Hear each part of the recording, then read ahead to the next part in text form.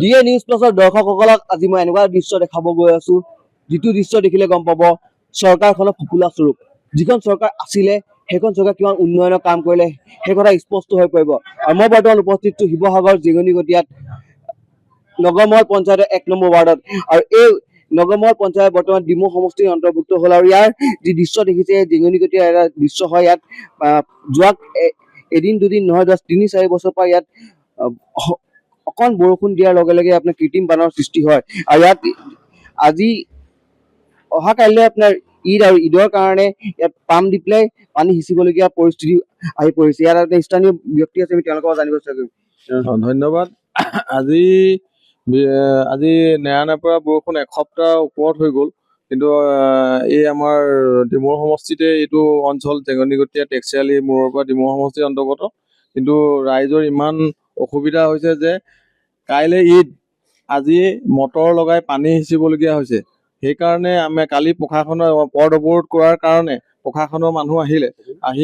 প্ৰশাসনৰ মানুহ অহাৰ পাছত ইয়াত মানে বহুত দেৰি ব্ৰেকেট লগাই থৈছিলে স্থানীয় ৰাইজে, কিন্তু প্ৰশাসনে আমাৰ কোনো ব্যৱস্থা নকৰিলে। সেইটো কাৰণে আজি আমাৰ জেঙনিগতীয়া যুৱ সমাজে তেওঁলোকে মটৰ দেখিছেই যে এয়া মটৰ লগাই পেলাই পানী সিঁচি আছে।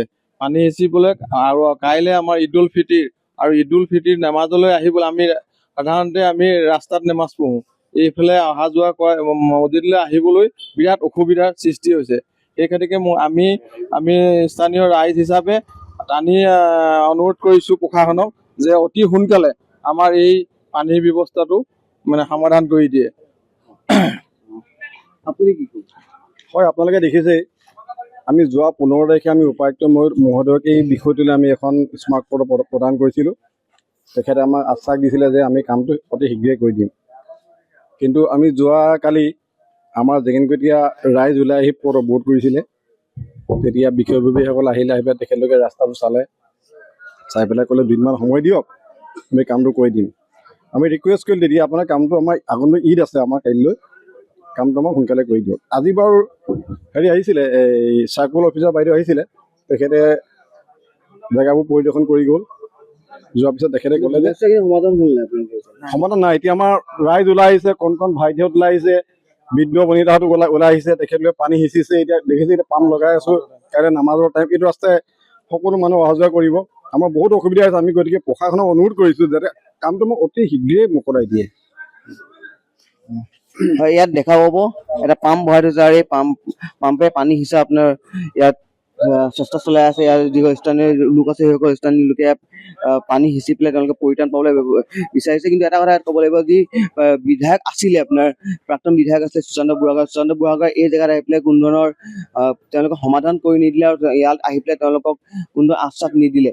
আৰু যি নিৰ্বাচন আহি আছে সেই নিৰ্বাচনত সুশান্ত বুঢ়াগোহাঁই যি পুনৰবাৰ জয়লাভ কৰে, তেনেহ'লে এইসকল লোকৰ সমস্যা সমাধান কৰিব নকৰে, সেয়া অনাগত দিনত লক্ষণীয় হ'ব। সঁচাকৈ এইটো বৰ দুৰ্ভাগ্য বিষয় যে আমি আজি কাইলৈ আমাৰ ঈদুল ফিতিৰ, কিন্তু আমি আজি 15 দিনৰ পৰা এটা ভুক্তভোগী হৈ আছোঁ যে আমাৰ ইয়াত যিটো পানীৰ ব্যৱস্থা মানে ড্ৰেইনৰ ব্যৱস্থা নোহোৱাৰ কাৰণে আমাৰ ৰাস্তাৰ ওপৰত পানী, কিন্তু আমাৰ গোটেই ৰমজান মাহটো এই পানীৰ ওপৰেদি মানুহ মছজিদলৈ যাবলগীয়া হৈছে।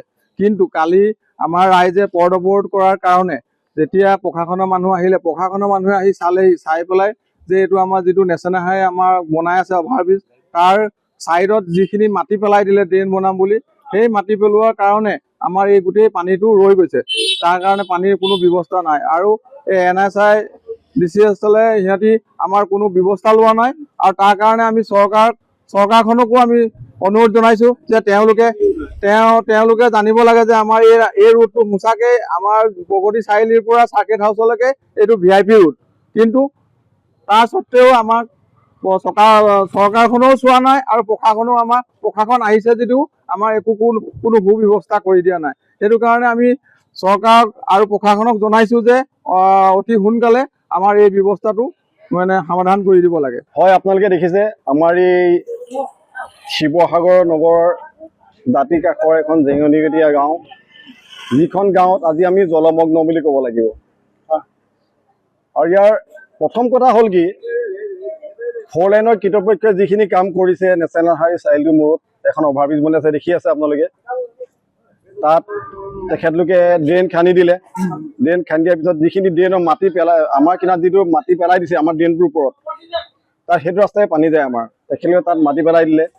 আৰু 2 নম্বৰত কি হ'ল, আমাৰ এতিয়া সমষ্টি বদলীকৰণ হ'ল। এতিয়া বৰ্তমানে আমাৰ বিধায়ক সুশান্ত ডাঙৰীয়া, তেখেতে আজি পৰ্যন্ত আমাৰ ইমান দিন সমস্যাত ভুগি আছো, আজি পৰ্যন্ত আমাৰ কোনো ধৰণৰ খবৰ লোৱাত আমাৰ পৰিলক্ষিত নহ'লে।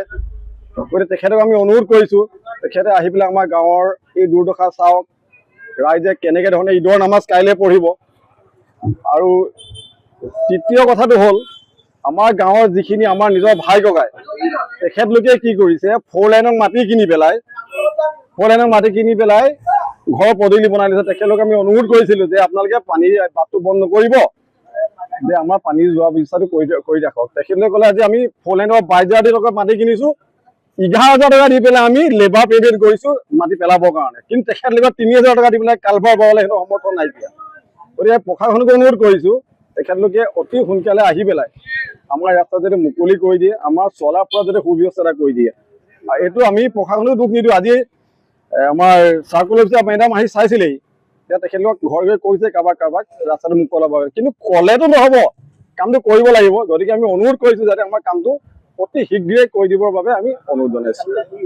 আৰু আমি যোৱাকালি আমাৰ পদবোৰতো হৈছিলে, প্ৰশাসনো আহিছিলে, অচি ছাৰ আহিছিলে, তেখেতলোকে আমাক আশ্বাস দিছিলে যে কামটো সোনকালে কৰি দিম। কিন্তু এতিয়ালৈকে কৰা নাই। কালি ঈদ আছে, আমি কালি ঈদত কেনেকৈ যাম? এই কাপোৰ দাঙি যাব লাগিব মানুহ।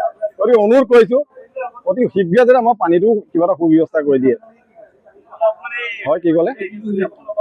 এতিয়া দেখিছে আপোনালোকে আমাৰ গাঁৱৰ যুৱকসকল ওলাই আহি পেলাই এই ৰাস্তা পানী মেচিন লগাই সিঁচি আছে। অহা কাইলৈ ঈদ, মানুহখিনি যাবৰ কাৰণে সুব্যৱস্থা এটা কৰিছে নিজেই। গতিকে প্ৰশাসনে চাওক এইটো কেনেকুৱা অৱস্থাত আমি জীয়াই আছো। অকলটো আৰু চৰকাৰখনে ঢাক ঢোক বজাল নহ'ব ন, আমাকো চাব লাগিব। চৰকাৰকো অনুৰোধ কৰি যাতে তেখেতলোকে আহি পেলাই আমাৰ কামটো ভাল কৰি দিয়ে। যিকোনো খবৰৰ বাবে যোগাযোগ কৰক আমাৰ এই নম্বৰত 9181 307 2221।